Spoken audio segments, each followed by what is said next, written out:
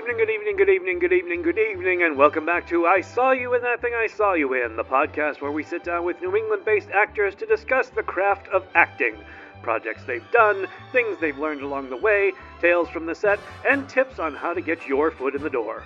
As always, our show is sponsored by the Parody News Network. Every week, PNN takes aim at a popular movie or TV show and parodies the shit out of it. If you're looking for humor and entertainment, not to mention a break from mainstream news programs, subscribe to the Parody News Network and enjoy watching the news again. Go to youtube.com/Parody News Network to like and comment your little heart out. PNN, your favorite movies and TV shows, satirized for your protection. And so, without further ado, please welcome the lovely and talented Kimberley Fogelgren.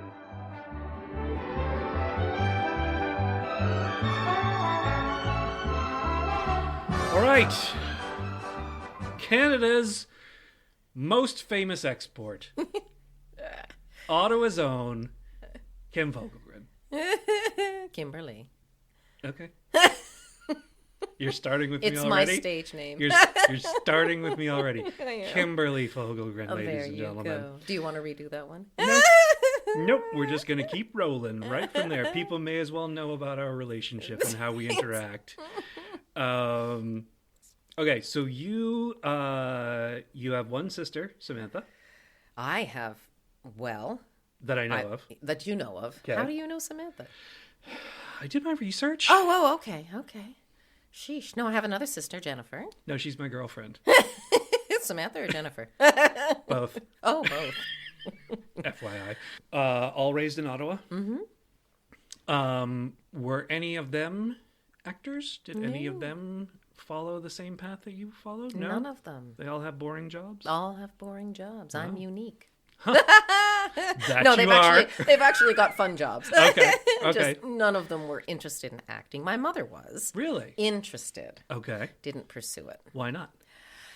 You know, in the day, I don't know. I guess she felt like, she used to want to dance and she didn't do much dancing. I just mean like jazz or some such thing. Sure. She had a regular job, legal secretary kind of job. Mm-hmm. She dabbled a little with some classes and what have you, but never really jumped in on it. So she lives vicariously through me. Okay. Yes. Were you in any way inspired by her desire? No, I don't think I knew that was her desire when I was young and interested. Okay. Yeah. When I was young, she thought I should be involved in modeling at all of 5'4.5" Sure. So I can see it. So she kind of pushed me into a modeling course, and I just did not have any interest in that. I didn't really have any interest in acting either. It's not like I was in school plays or anything like that. But as a young adult, I just started to look at it, and I did a few classes and learned a little about Shakespeare, like we were talking earlier. Sure. That there is, in fact, a way to understand what's being said. Okay, good. Very basic theater type stuff. But I needed a real job. Sure, we all do. There were bills. Yeah. Yeah. So that's interesting because my journey began very early on in elementary school doing school plays, and then it carried right through high school doing regular plays and musicals, but that wasn't your path? Not at all. Wow. Not at all. I don't think that acting even occurred to me until I was in my early 20s. Right. I had done other things, a little bit of music, some dancing. Yeah. And then I think it was like, well, wait a minute, that might be fun. Uh-huh. Yeah. But I was in my early 20s before I did anything, which was what I just talked about. Right. Yeah, a few classes and stuff like that. All right. Fair enough.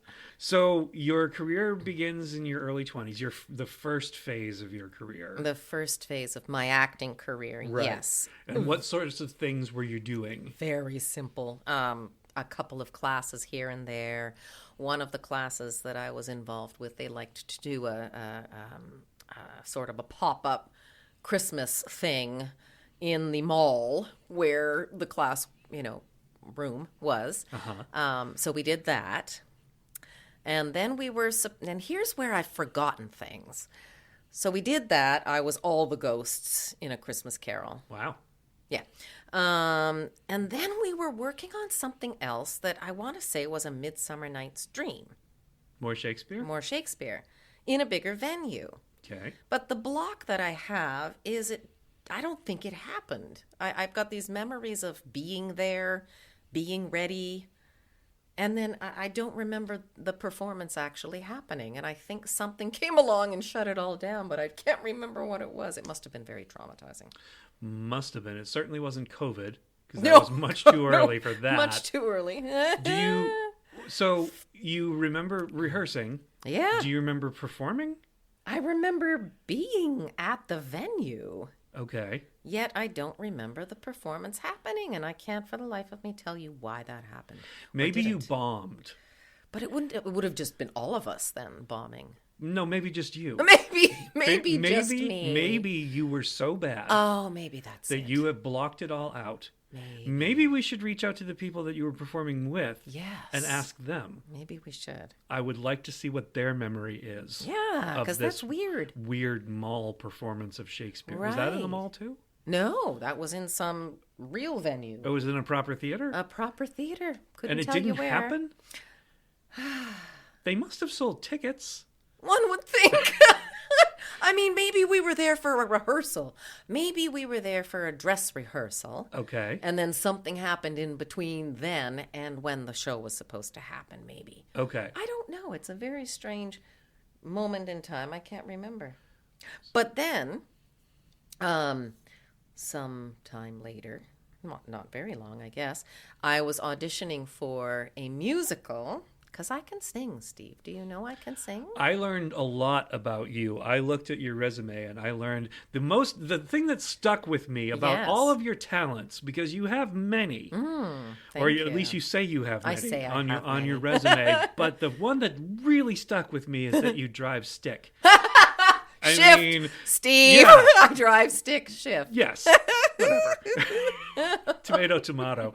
But I mean, there were a lot of singing soprano and I think juggling and all of this crazy stuff. But the very last thing that was listed was drive stick shift. You know, I was told to put that there. Were you? Yes.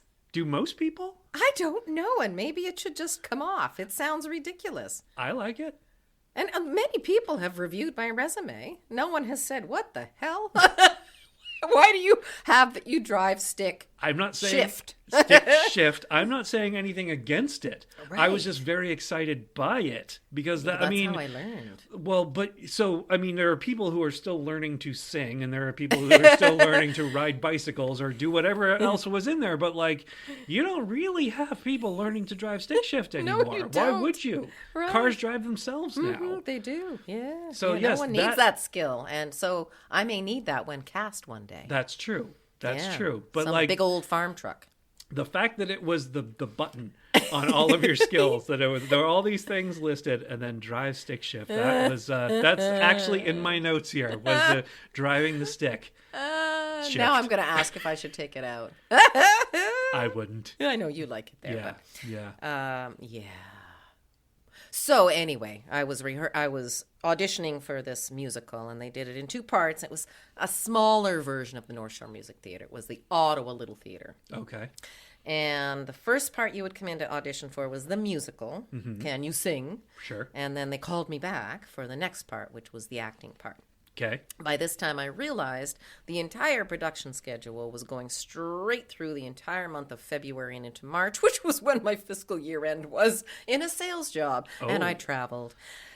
So I had to say to them, oh my gosh, thank you, but I can't because I won't be here even. This was in the audition process. You hadn't been cast. No. Okay. Do you remember what the musical was? I don't. Okay. No. You have a lot of mental blocks. I do. Interesting. Well, remember my age. I'm 2.5 years older than you. Yeah, I know. Which means I am young. I have to be young. And you do too. Yes, and I am. I don't remember what it was. Okay. I think so I want to move forward with this, but I think we're going to have you back and just work on those mental blocks and figure out what these things were that were happening. And maybe there were some traumatic incidents that we can sort of clear out. Right, maybe. You know what I mean? Maybe those are holding you back. You offer psychological counseling as Well, I didn't before, but now that you're here and you have these problems, I think I can help. Yes. Delve into that. Yes, the doctor is in. I'll do the whole Lucy thing. Yeah, 5 cents. Yeah. Okay. So yeah, I just sort of jumped in and started taking classes, and because I had no idea anything about film. Mm-hmm. You know, anything I had done was just either acting or theater. Right. I had no idea how do you do this in front of a camera. Sure. So I just started sort of going through the gamut of classes over at Boston Casting, and a little bit with Slate Casting, CP Casting, you know, whatever, all over the place. Quick plugs. Yeah, quick plugs. And then COVID happened. And then COVID happened. God bless you, COVID. Yes, just as I started filming. I was filming my first ever film in February, and we were actually on set thinking we're going to get a news flash that says we all have to go home. Mm-hmm. Yeah. And we didn't. We got it done. And then pretty much like the next day, that happened. Yeah. But it didn't hold me back very much, honestly. Sure, everything I'd been auditioning for up to that point just went, kaputs. Mm-hmm. But by May, I was working on a web series. June, I was cast in a short film. And it just kind of kept going. So that was nice. It was a bit strange, sure, I suppose, because there were rules and regulations and masks, and, you know, we all had to sit in a corner of the place and, you know, stay away from each other and eat by ourselves. But yeah, it didn't really hold me up much. Nice. Do you do theater anymore, or is it? I don't. Do you miss it? No, I mean, I never really did much well, of it. You remember. Well, you think you might have done something in a mall. That I know I did. Maybe. That I know I did. It was the other thing. That you might not have done. I think we got as far as dress rehearsal, and something shut it down, but not COVID. That's glorious. I know. So I think theater would be an incredibly challenging experience, for sure. Mm-hmm. A little bit terrifying. Mm-hmm. And a huge time commitment. Mm-hmm. So for me right now, at this phase in my life, I still have, you know, my kids at home. Not all of them, 2 of them. I'm not ready for that kind of a time commitment. Fair enough. Yeah. Okay. So let's, now that we've set the table. Is that all we've done? That's all we've done. This whole thing was setting the table. Okay. So let's talk about sort of your experiences and stuff like that. But let's start with your general thoughts on the Boston acting scene. Okay. What are your general thoughts about, is it vibrant? Is it hard to get into? Is it hard to get work? Is it just, what is it to you? Let's see. I'm in it. Mm-hmm. I'm submerged. Mm-hmm. I'm, you know, known to a degree mm-hmm. by the big players. Sure. I book commercial work, a lot of independent stuff. Mm-hmm. I mean, commercial work, comma, independent projects. Yep. Comma. Right.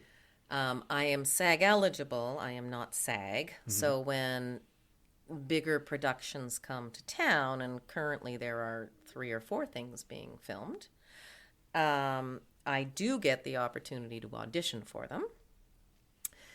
There are not that many things that they're auditioning for, you know, once a production comes to town. Obviously, all of the stars are booked, and all of the, you know, the large supporting roles are booked. And there are still, you know, some decent supporting roles. Mm-hmm. My acting coach just booked one of those projects, and I think she's got 4 or 5 days on set, which is super exciting. Nice. There's a lot of actors to fill those 20 or 30 or 40 roles that are available once a production like that comes to town. Mm-hmm. So then what happens all the time is commercial work. I think most of that's non-union. Again, lots of actors to fill those roles. So, my personal feeling is it's a great market. I'm glad that I'm involved in it. I'm glad that I have opportunities here. And additionally, I'm working very hard to get myself elsewhere. Not to live, to work. Okay. New York, Atlanta, LA, Canada, because I can. Sure. Because I feel, for me, for what I want to do, there's not enough here. Interesting. Yeah. Okay, so is that sort of a general statement on the Boston acting scene? There's not enough to do? I think so. Okay.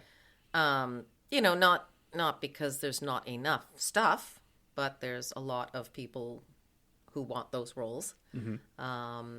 And a lot of people auditioning for those roles. More than, one of the things that's changed since COVID, of course, is more people can audition for roles because they don't have to be in the room at a certain point in time. Sure. So if they need to do a self-tape, they can do it after work. They can do it at 3 a.m. They can do it 6 o'clock in the morning, whenever it is they can get to it. Right. As opposed to auditions are happening at Boston Casting, tomorrow between the hours of 9 and 3. Right. Some would also say, however, there are a whole lot more productions now. I mean, with all the streaming services available, there are a lot of things being made. I don't know how many of them are being made here. Okay. To sort of make up those differences. But, I certainly have nothing negative to say about this market. For me, it's not enough. I'm not busy enough. Okay. I want to do more. What are the Canadian acting scenes? Is there like a Toronto scene, a Calgary scene, a Vancouver scene? Like Toronto, yes. Okay. Vancouver, yes. I mean, I know over the years I've seen a lot of, in the credits, Quebec. Sure. So there had to be things and still things filming in Montreal, I'm sure. Right. One of my connections tomorrow is with an agent who represents all of those markets in Canada. Okay. And, then I'll know more about that. But I do know, they've got some decent tax credit stuff going on in BC right now. I've been plugging around, finally figured out where Lifetime movies and things are being filmed. Out in Kelowna, BC. Okay, sure. You really do have to be a British Columbia resident. Okay. To be considered for that. Interesting. Yeah, and I do have a contact out there who casts for that. So some schmuck from Manitoba can't just wander in and be like, cast me. Certainly, a schmuck from Boston is having an even harder time getting into that. And I have a friend in Kelowna whose address I could use to say, yes, this is my home. So, she's keeping me in mind. I'm keeping in touch with her, but I have a feeling she would have a very hard time bringing someone from elsewhere. Gotcha. That's often the case. Okay. Connecticut's got some stuff going on, and must be Connecticut local hires. Gotcha. Must be Connecticut residents. Gotcha. Forget about the local hire. That could be anybody who's willing to go there and put themselves up. Sure. Residents. Huh. Yeah. Interesting. So yes, there's plenty going on in Toronto and out in Vancouver or British Columbia. I don't know about the other areas. Pretty sure there's nothing going on in my hometown of Ottawa. Maybe there is. Ottawa acting scene. Well, okay. Funny enough, about 2 weeks ago, I saw a breakdown on something that was something being filmed in Ottawa. That's the first time in however many years I've been looking at breakdowns that I've seen anything filming in Ottawa. Interesting. Yeah. So it's probably it's probably fiercely competitive in Ottawa. All of those Ottawa actors just waiting for something to come along. Exactly. For them to audition for. Right. Because they, must be residents and all of that. Yeah. Not sure that that's the case there. I think that's purely dependent on what kind of tax credits they're getting. Gotcha. Yeah. I haven't really heard or seen much about Montreal, but that just might be I'm not tapped into it. Yeah. Whereas I see things for Vancouver Yeah. primarily. I see things for Toronto. Yeah. Yeah. Okay. All right. Fair enough. Do you have a favorite director? That I've worked for? Yeah. No fair. Why not? Because I've had some really good directors. Well, then call them out. Okay, and I give can say credit all to of them then? Yes. Okay, Sure. okay. I mean, So- favorite directors, that can be plural. Thank you. Okay, I thought you were like making me pick one, when you go on vacation. What was your favorite moment? There were lots. All of them? All of them, right.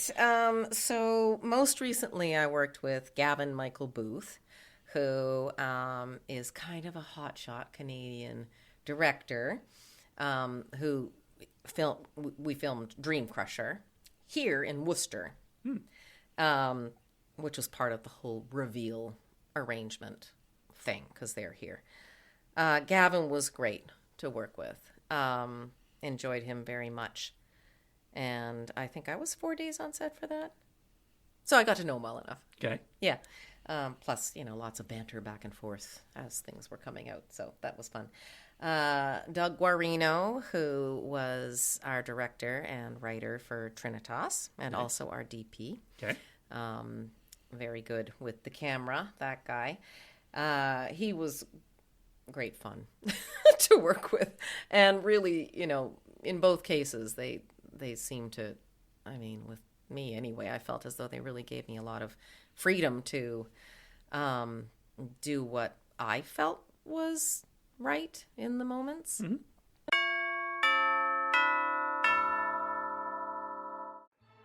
Once again, I Saw You in That Thing I Saw You In is sponsored by the Parody News Network. Every week, PNN takes aim at a popular movie or TV show and parodies the shit out of it. If you're looking for humor and entertainment, not to mention a break from mainstream news programs, subscribe to the Parody News Network and enjoy watching the news again. Go to youtube.com/Parody News Network to like and comment your little heart out.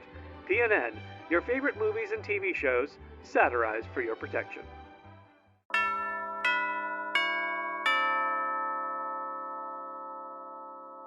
What's the most fun production you've been part of? First of all, I got cast as what was called a featured background Okay. in a production by a team coming from California. Okay.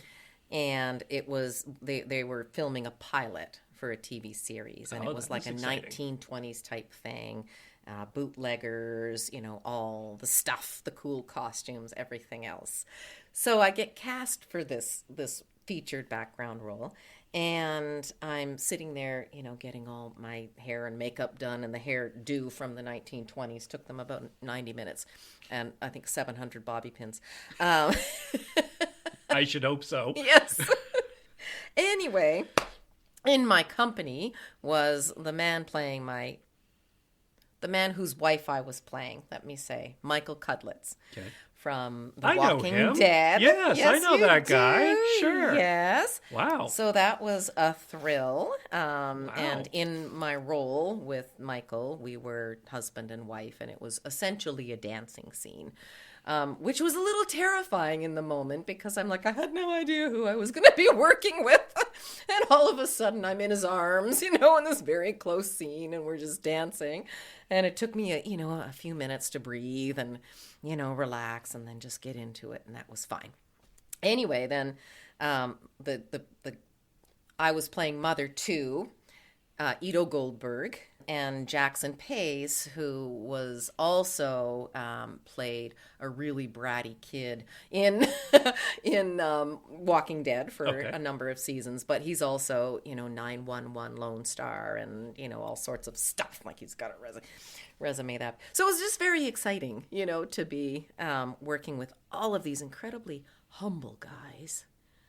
And at the time, I wasn't a Walking Dead fan. It terrified me, the notion of it. Now I'm a huge Walking Dead fan, but that's a whole other story. I didn't mind being in Michael Cudlitz's arms. Frankly, I wouldn't either. I would be all right with that. I would be all right with that. See? And then just a month later, I was working on a Connecticut local hire situation. Sure. And I was working with Malcolm McDowell. You didn't know this. It's not, I'm not known for this. You're not known for this. It's IMDb. not in my notes at all. Malcolm McDowell. Yeah.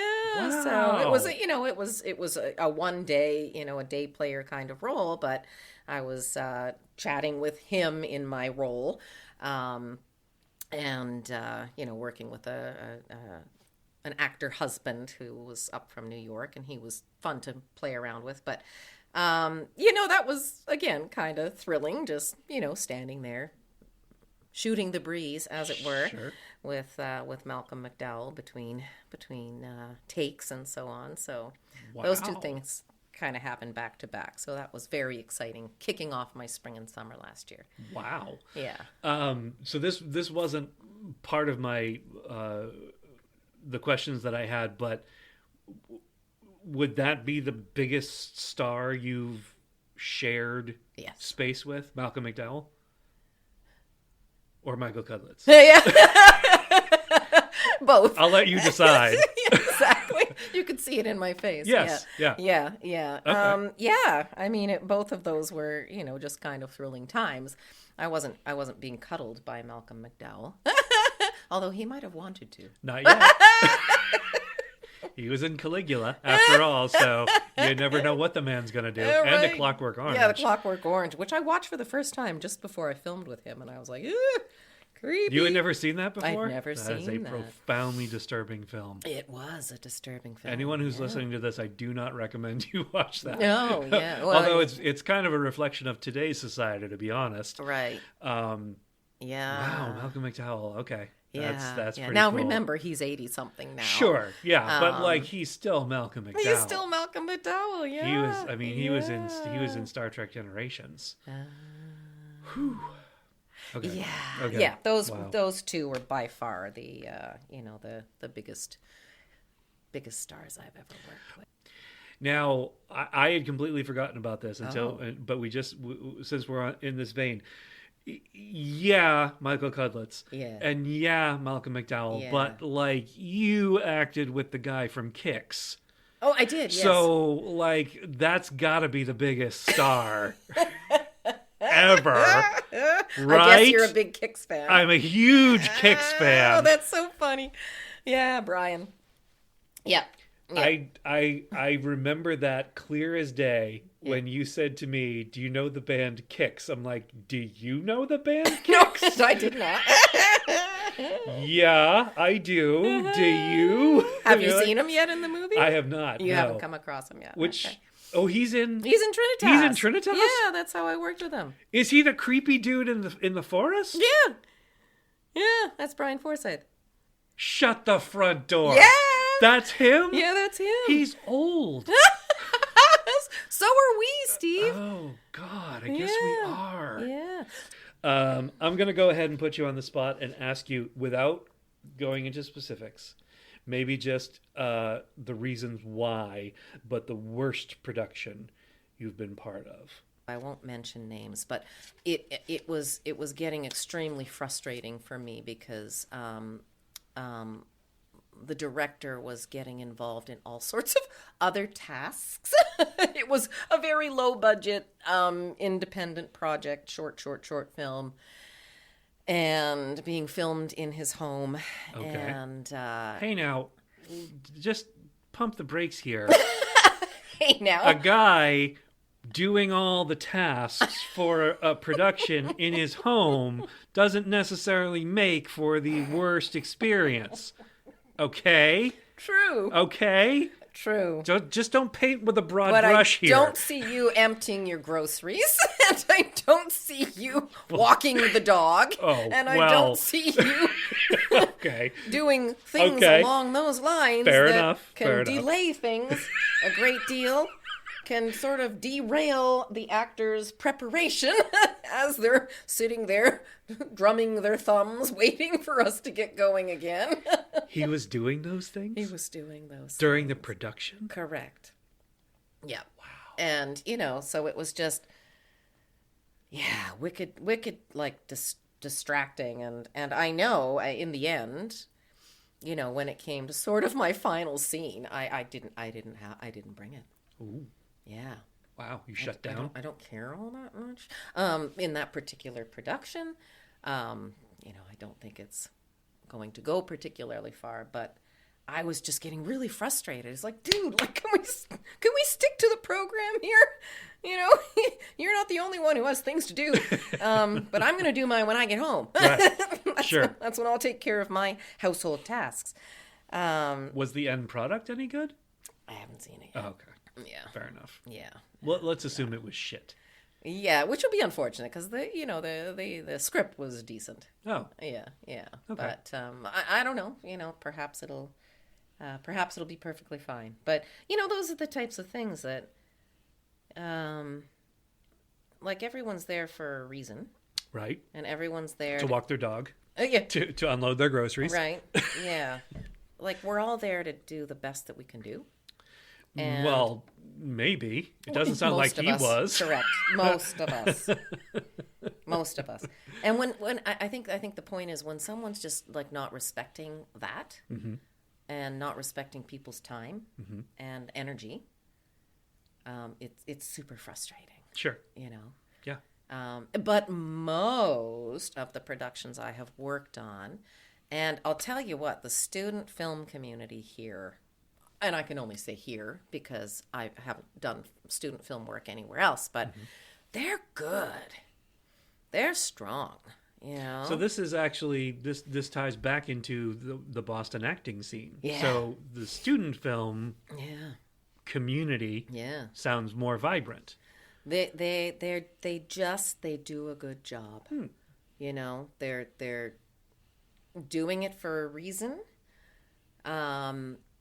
They're, you know, committed and they're taking it very seriously, which is nice. Yeah. You know, like they're taking care of the actors. They're trying to stay on schedule. They're doing all the right things on a smaller scale because they're doing student productions. Right.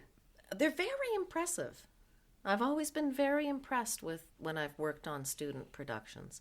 Nice. Most of the time. Sure. Yeah, you know, some student productions that end up kind of going more like the indie route. Well, it's a different thing. Now you're working on an indie film, but Sure. yeah, they just, you know, they do a good job, and they've got good equipment. So when it comes to footage, you know, you're usually presented with decent footage as well. Nice. But they operate very professionally, I Okay. guess is what I'm trying to say. Okay. Which is nice. Yeah, that's good to know. Yeah. Shout out to all the student filmmakers in the Boston Exactly. scene. Yeah. I'm not quite sure how to ask this, so I'm Oh, just dear. going to ask it rudely and bluntly. Okay. That's not like you, though. I know. It's so out of character. What is it like going after parts as an older female actress? What is it like? Is it harder? Is it harder because you're older? No, I don't think so. Okay. Yeah, I don't think so. Because there's always a role for moms. Okay.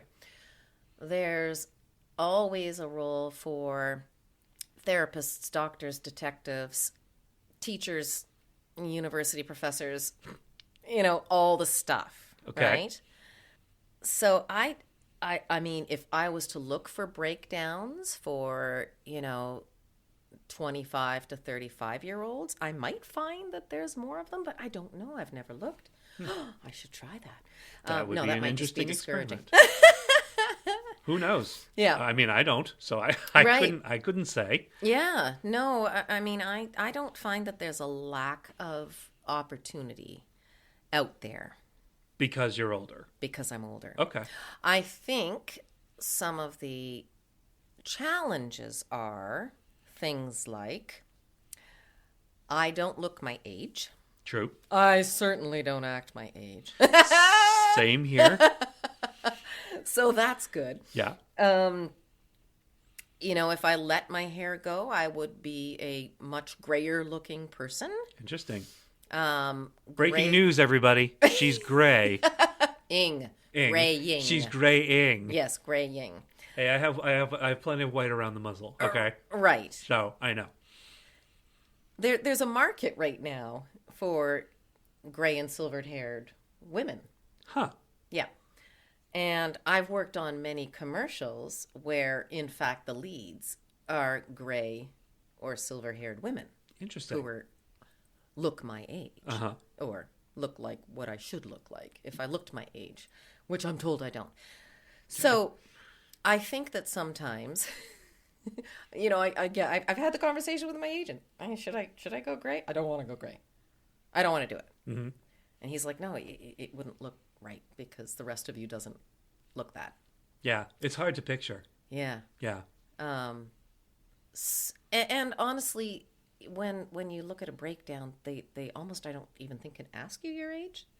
Right. So what they're They asking certainly you is, shouldn't. what do you play? Right. Right? What's your age range? What's your age range? Right. Yeah. Right. If they're looking for someone who is 55 to 65, I don't even submit. Right.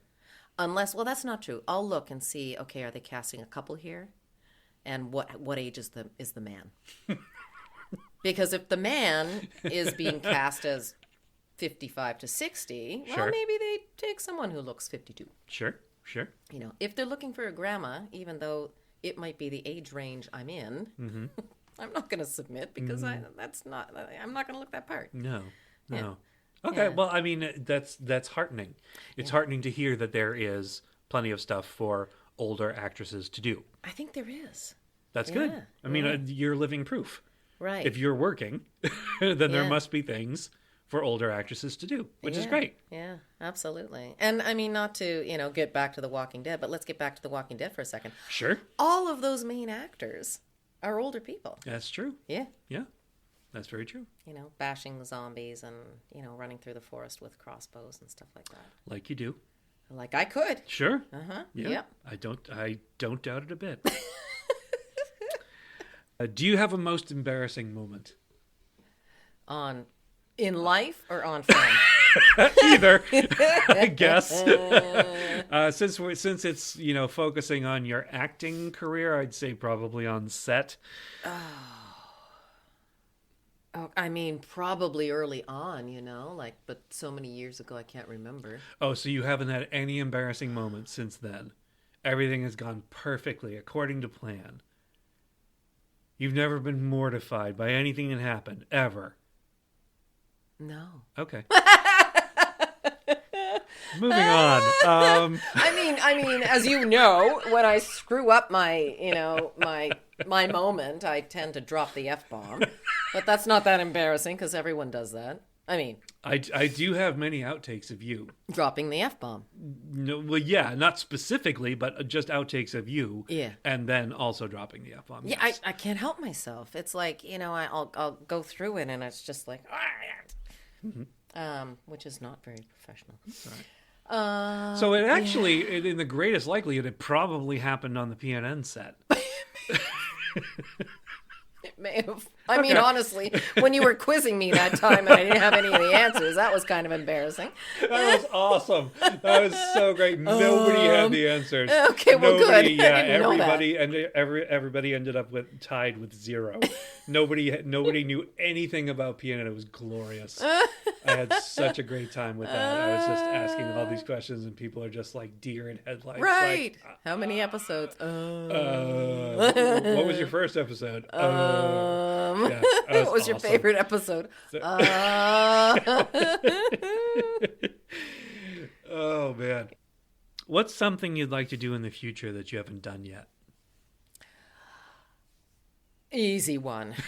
I want to get into New York and work on some fun, law or hospital or whatever, episodic, where I'm like a detective or I'm a surgeon or, I'm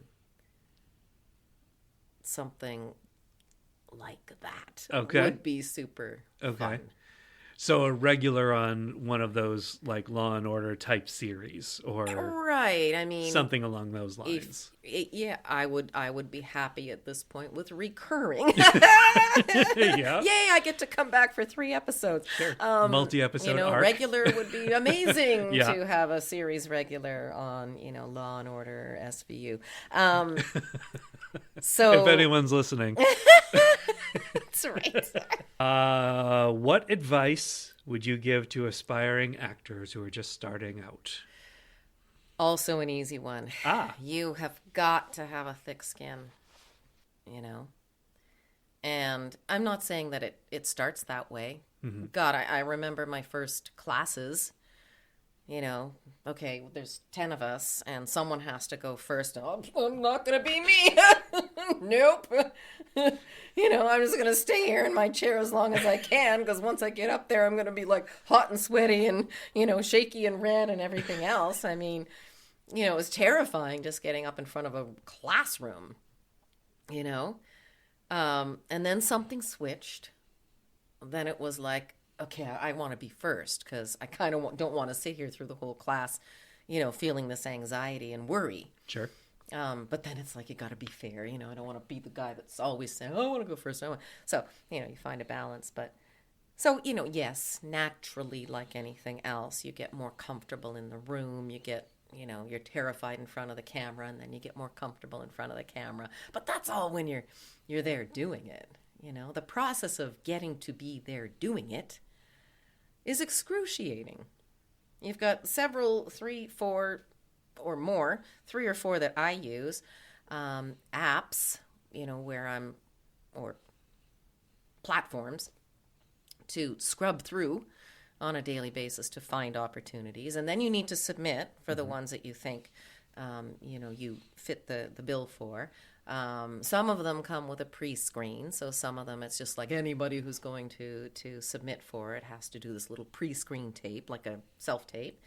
Others you don't. You wait until they come to you and say, we'd like you to. And so when they don't, guess what? That means they don't want you to. Something that they saw made them think, I don't want you to submit a self-tape. Yep. It could be nothing more than my picture. It could be,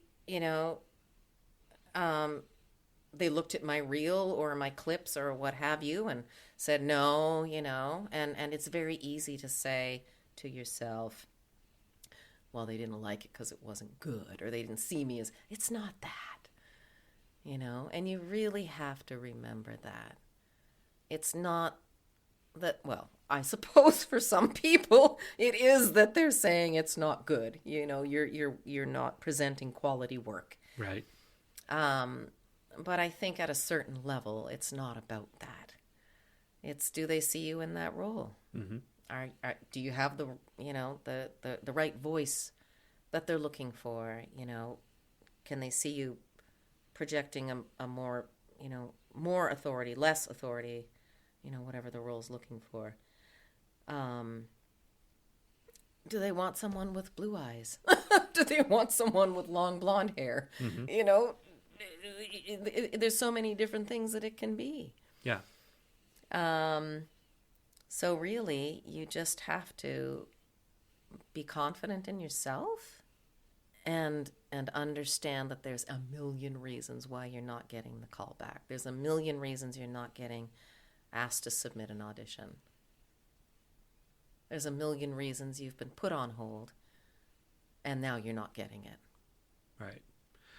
So thick skin and stick to it. Don't get discouraged. Yeah. And the final question. Oh. What's next for you? What's next for me? Mm-hmm. Currently on the docket, or what's... Interpret it however you like. Okay. I mean, because the summer is a quiet time, I'm preparing for the fall. Okay. And the work that I'm doing, that I'm talking about, figuring out what I need to do to get known in New York, hone in my craft, hone my materials. I'm doing that now so that when things start picking up again in the fall, I'm in a better position to, get the auditions get the holds, get the bookings. Okay. So that's a work in progress. Sure. It's not a specific thing, but it is what I am focusing on right now to be prepared. Well, that's all I've got. That's all you got? Kim, thank you. This was really fun. It was fun. It was. Thanks, We always everybody. have fun, Steve. And we'll see you next time. Bye. Bye. If you're hearing this message, you've listened to the entire podcast, and for that, thank you. We hope you enjoyed this episode, and if you did, please leave us a review on Spotify. See you next week for another installment of I Saw You in That Thing I Saw You In.